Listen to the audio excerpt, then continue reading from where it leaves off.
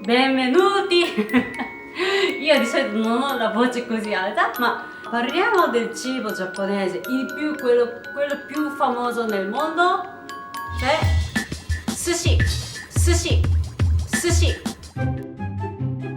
Si crede sia nato nel secondo secolo nel sud-est asiatico, perché c'era bisogno di conservare la carne. Non avevano ancora i frigoriferi, culavano la carne e anche pesce e mettevano dentro riso per conservarlo più fresco. Poi veniva lasciata per fermentare per vari mesi. Quindi carne e pesce che venivano trattati così durava molto di più. Alla fine, prima di mangiare, buttavano via il riso e poi mangiava quello che c'era dentro, cioè carne e pesce. L'idea era buona, quindi si è diffusa anche in Cina e in Giappone. Soprattutto in Giappone veniva usato per i pesci. 自分、今日の締めはやっぱりマグロと決めてます。 Per cui i giapponesi conservavano pesce e riso con il sake fermentato. Ma i giapponesi hanno iniziato a mangiare anche il riso. Nel XVII secolo si iniziò a condire il riso con aceto e a venderlo in negozi. Così questo piatto poteva mangiare subito. Non serviva più a aspettare più mesi. Dopo il 1800 i cuochi hanno iniziato a usare pesce crudo, non trattato marinato. All'inizio del XIX secolo un uomo di nome Hanaya Yohei ha cambiato molto come veniva presentato il sushi. Il pesce non veniva più avvolto nel riso.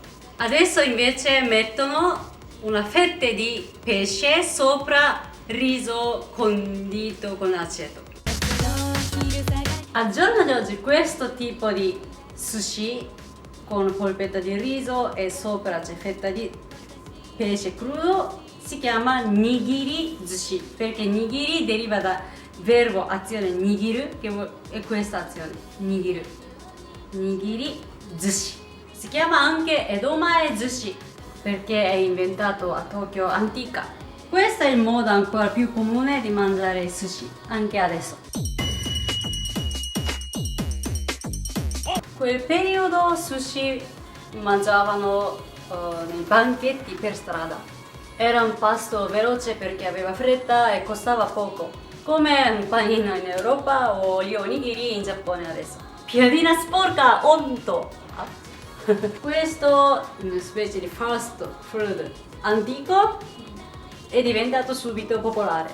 All'inizio era popolare soprattutto a Tokyo e la gente di Tokyo che viaggiava spesso lo ha diffuso anche tutto il Giappone, soprattutto dopo 1923 perché il grande terremoto di Kanto ha distrutto molte parti di Tokyo. Allora Tokyoiti sono usciti fuori, sono andati a vivere il resto del Giappone.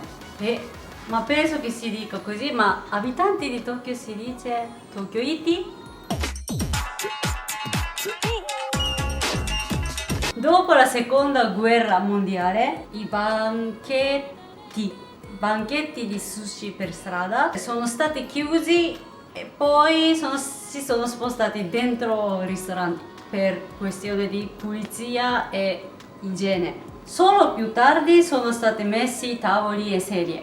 Quindi da piano piano i sushi erano all'inizio venivano venduti banchetti cibo economico, ma piano piano sono diventati i cibi più speciali, costosi, nel ristorante più elegante. Poi dopo velocemente anche i sushi sono diventati famosi anche il resto del mondo, soprattutto gli Stati Uniti che sempre vuole una cosa nuova. I sushi sono cibi sofisticati. I sushi sono diventati di moda anche perché gli ingredienti sono sani. Pesce, riso, alghe, è una dieta molto sana e magra, anche se la qualità è scesa abbastanza. Birra giapponese, potete berla anche con sushi.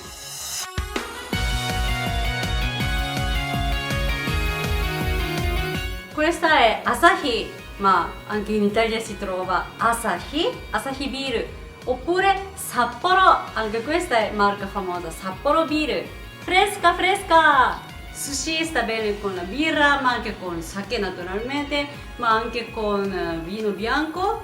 Negli ultimi anni anche in Europa ci sono tanti ristoranti di sushi. Normalmente sushi, quello che immaginate, quello più standard, si mangia non a casa, cioè non si prepara a casa, ma si va a mangiare in un ristorante. E poi non è vero che i giapponesi mangiano sempre sushi, no, solo qualche volta. E poi ci sono vari livelli di ristoranti, quello super costoso che di solito hanno solo bancone e si può sedersi solo 5-6 persone, oppure ci sono anche di catene di ristoranti di sushi, e spesso questo tipo di ristorante, cioè grande, e poi hanno, come si dice, un nastro trasportatore, che i piatti di sushi che gira.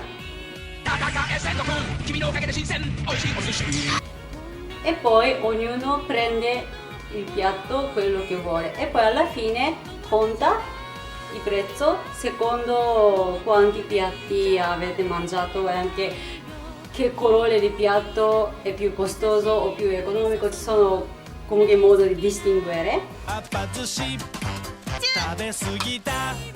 Questo si chiama kaiten sushi. Kaiten vuol dire questo. Kaiten, girare.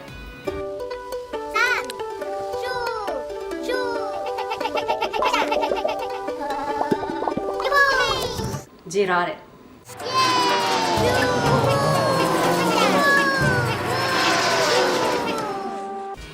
Oppure si trova facilmente sushi anche nei supermercati, che comunque sono più economici, però non sono cattivi, cioè sono abbastanza buoni. Quindi se andate in Giappone potete provare subito anche sushi di supermercato. E tanti miei amici mi chiedono: ma dove si può mangiare vero sushi o sushi veramente buono in Italia o in Europa?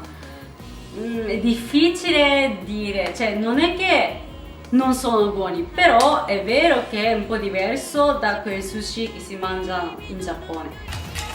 Il consiglio più facile è: se andate in ristorante you can eat, cioè all you can eat, cioè quello prezzo fisso, e poi potete mangiare qualsiasi cosa quanto volete.